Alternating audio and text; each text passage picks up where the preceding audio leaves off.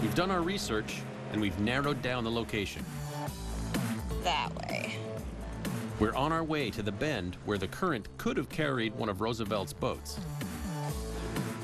A depth finder and an underwater camera are part of our search arsenal. We are going to put this underwater metal detector to work. I'm hoping it'll detect any of the boat's iron nails or fittings. Sometimes, though, the best way to search in the water is to get right in. Can you pass me the metal detector? Yeah. Thank you very much. You're welcome. Just waiting for that sound. Of course, there are all kinds of things living in the water here. Electric eels, flesh-eating piranhas, and the tiny, blood-sucking candiru fish. It's been known to actually swim up your urethra if you pee in the water. Got anything? Not yet. Not yet. Want to know a little secret? I'm peeing right now. Matters. I mean, that's your choice. I'm not doing it. I survived. For now. No luck quite yet. Back in the boat.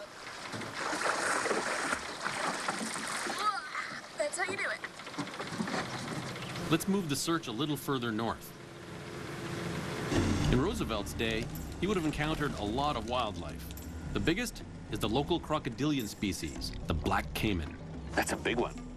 And wouldn't you know it, he's right where we want to search. Black caiman are the apex predator of the Amazon. An adult caiman really has nothing to fear out here except for humans. It's got good reason to fear us. Just 50 years ago, this king of the river was hunted almost to extinction. Over the last 100 years, its population has decreased by 99%, all for its high-quality skin, which produces shiny black leather. Caimans feed on fish, like piranha and catfish, and mammals, like the capybara, the largest rodent in the world. As caiman numbers decline, their prey thrives. The growing number of capybaras are destroying vegetation and crops. Hunting caimans is now illegal, and their population is slowly recovering. So, it's encouraging to come across a fully grown caiman out here. Getting a little closer, so he's gonna feel trapped. We should back up.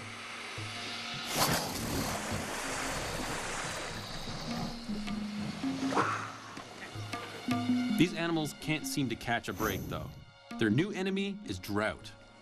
North of here, caiman populations are down again as water levels drop.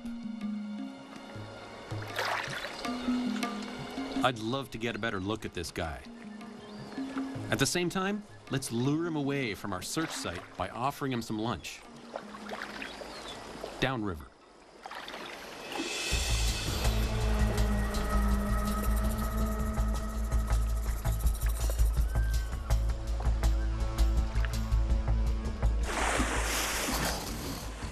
This hungry caiman is our most immediate problem.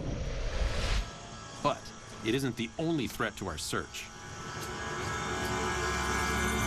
There's a big caiman right where we want to conduct the search for Roosevelt's long-lost boat. So we're trying to lure him away.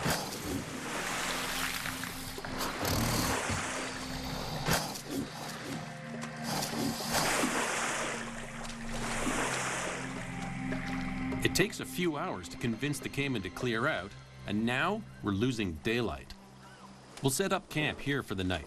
But first, I want to install our stealth cams to get a sense of the state of the wildlife here. This spot looks pretty good. Yeah. Check this out. There's all kinds of tracks and activity.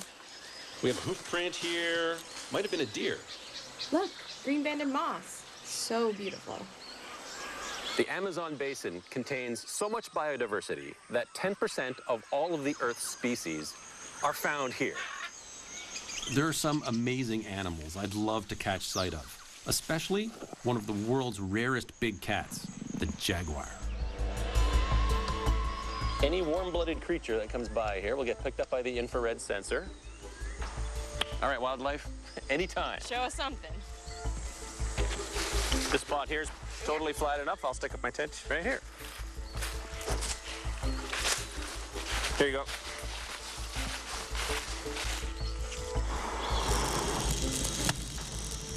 Just one little fire.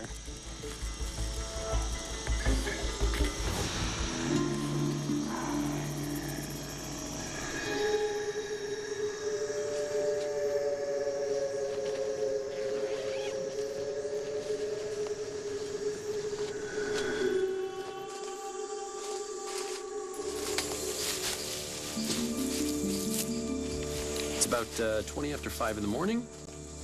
I'm gonna go check on our cameras. Some people say it's insane to camp out here because of the threat of jaguars. They can hide and ambush you very, very quickly. They have been known to kill people. Needless to say, I'll make this a quick check.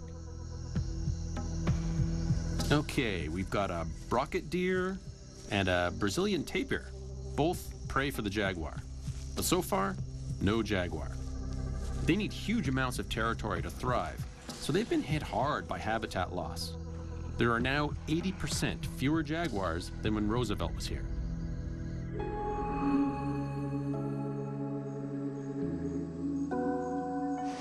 Whoa!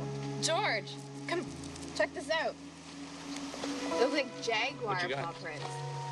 Holy smokes, those are huge. That's incredible. Must have come down to take a drink. You see it stepped and then dragged its claws. Oh yeah.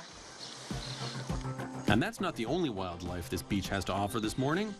These weaver birds make the most intricate nests. Hello, Mr. Tarantula. So how is climate change going to potentially affect the Amazon jungle? Well, it's hard to say, but a 2009 study suggested that as little as a 3-degree rise in temperature could destroy up to 75% of the rainforest. And that's combined with deforestation, which not only destroys the area being logged, it also increases soil erosion and degrades rivers. Bad for the rainforest and bad for the wildlife that lives in it. Our quest continues. Based on Roosevelt's notes, we've searched up and down this bend. One of the only places left is off this beach. I'm using a glass-bottomed bucket. Simple, but effective. Nothing yet. Do you know how deep it is here? Do you have the depth sounder?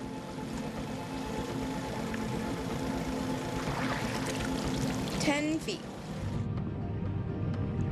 Our research tells us we're close, but there's no sign of it in the river. But what about land that was underwater 100 years ago? This sandbar is the only place left to look. Because the water level is so incredibly low right now, it could be exposed maybe just under a few feet of sand. Time to pull out some shovels and start digging.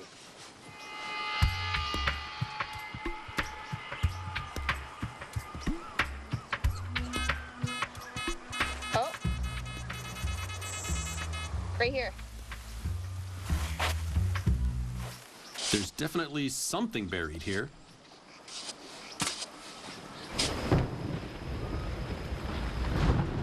Here come the rain clouds. This is exactly what we feared. It could rain for days, and this sandbar will be submerged again. We've got to keep digging.